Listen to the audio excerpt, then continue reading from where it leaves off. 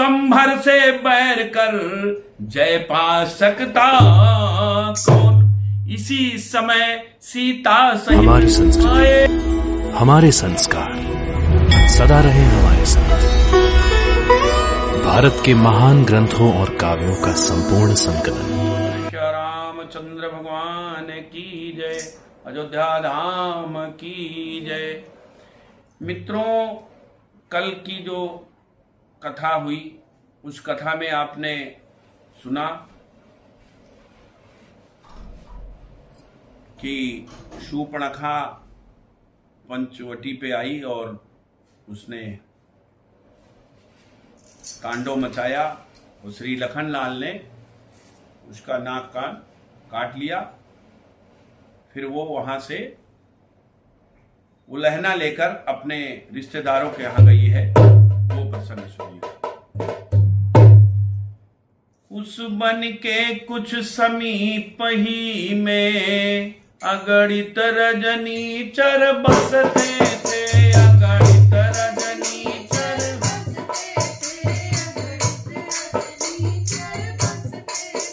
थे। शूर्पणखा के संबंधी नाते के भाई लगते थे।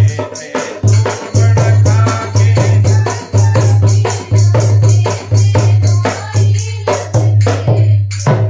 खरदूषण त्रिसरा तीन वीर बरदानी और यशस्वी थे। बरदानी और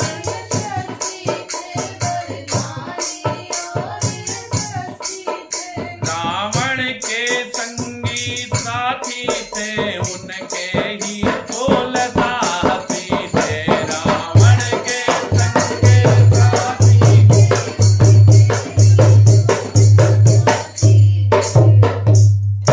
उनके समीप जा रोई। जब शूर्पणखा उन खर और दूषण के पास गई और उनके समीप जा करके रोई। कैसे? उनके समीप जा रोई जब वह पिशाचनी व्याकुल होकर। वह पिशाचनी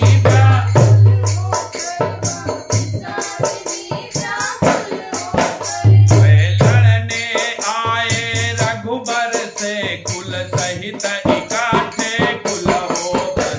वे लड़ने आए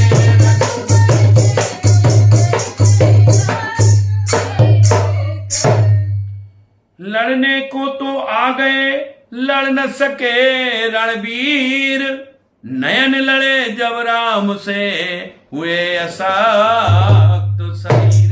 लड़ने तो आए थे, लेकिन जब प्रभु से उनके नयन सामने पड़े तो वो शक्ति जो उनके थी वो अशक्ति में बदल गई। आगे बढ़कर ने कहा, सुन सांवले कुमार, तुझ कोमल पर करे हम कैसे शस्त्र प्रहार। खर ने कहा कि तुम छोटे छोटे भी बच्चे हो, तुम्हारे ऊपर हम कैसे शस्त्र का प्रहार करें। और क्या बोला? अरे कोई सेनाधारी हो तो रण कौशल भी दिखलाए। हम रण कौशल भी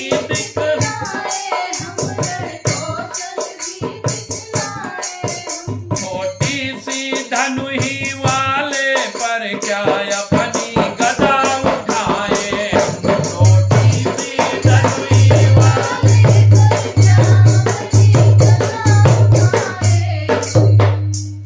अतएव छोड़ दो दंडक बन, इस पांचवटी से जाओ। तुम इस पांचवटी से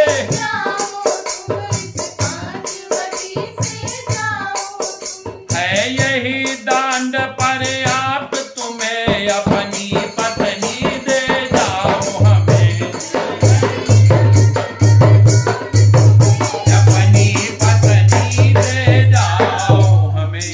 प्रभु बोले, लौटो तुम्ही है जब निर्मल पाओ। प्रभु बोले, लौटो तुम्ही है जब निर्बल पाओ। बातों से जीता नहीं जाता रण का दांव।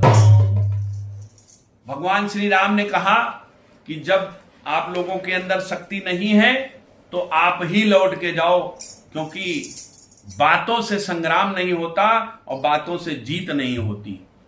क्यों? अरे 14 सहस्त्र रजनीचर थे, रघुकुल के नाथ अकेले थे, रघुकुल के नाथ अकेले थे। लीलाधर अपना खेल यहाँ कुछ प्रकट रूप में खेले थे, लीलाधर अपना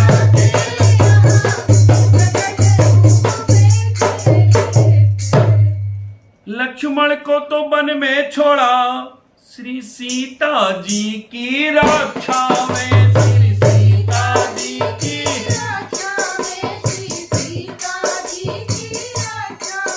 कोदंड प्रचंड चढ़ाए अपना, डट गए राम सलीला में, कोदंड प्रचंड चढ़ाए अपना, डट गए राम।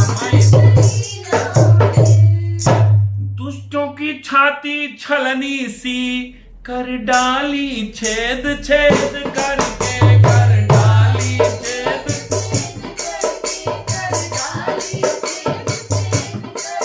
सर थे या बिजली के टुकड़े, आ तेरी पुछी सछेद करके, सर थे या बिजली के टुकड़े, आ तेरी। इसी समय रघुनाथ को आया उसका ध्यान, ढेर हड्डियों का निरख पण जो किया महान। उसी समय भगवान राम को वो बात याद आ गई जब उन्होंने ऋषियों मुनियों के हड्डी के ढेर को देखा था और प्रतिज्ञा की थी कि इस पृथ्वी से राक्षस को समाप्त कर दूंगा। मानो उस परम प्रतिज्ञा को आज ही पूर्ण कर डालेंगे वे, आज ही पूर्ण कर। हे मंत्रों के द्वारा सर छोड़े सब भूमि भार हर डालेंगे, मंत्रों के द्वारा।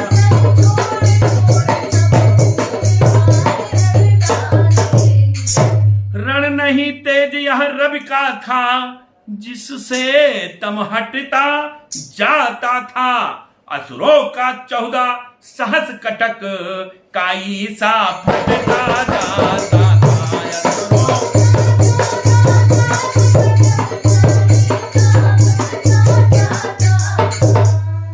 जाए न भाग ऐसा 14 बाणों ने घेर के डाल दिया, छाती छेदी सिर छिद्र किए, आंखों से प्राण को निकाल लिया, छाती सिर छेद किए, आंखों से प्राण निकाल लिया।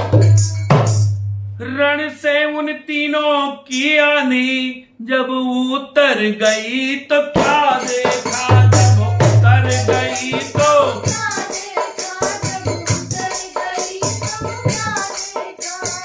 युद्ध स्थल वह समर स्थल, मृतकों से बटा हुआ देखा।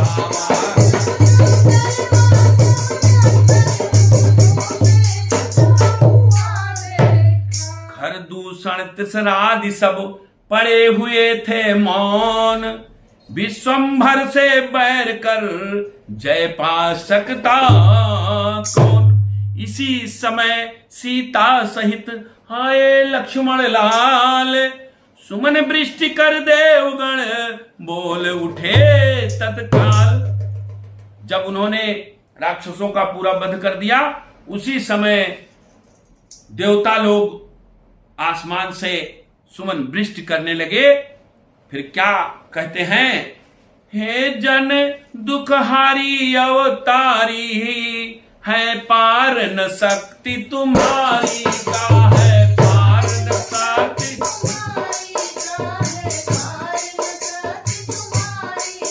सुख दिया सभी को सुखकारी, हर भार भूम दुखहारी का।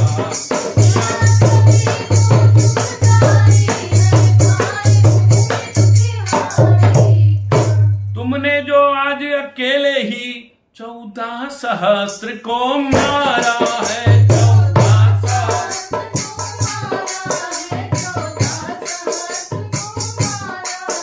इस लीला से है लीलाधर, खुल गया स्वरूप तुम्हारा है। लीला से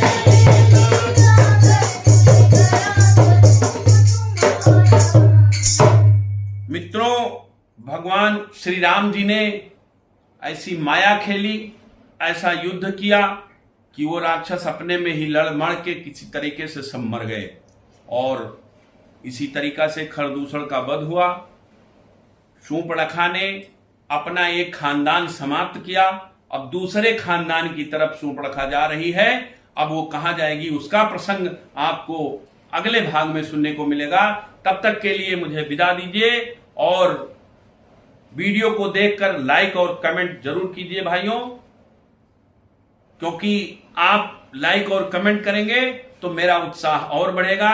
इन्हीं बातों के साथ बोले श्री रामचंद्र भगवान की जय, अयोध्या धाम की जय।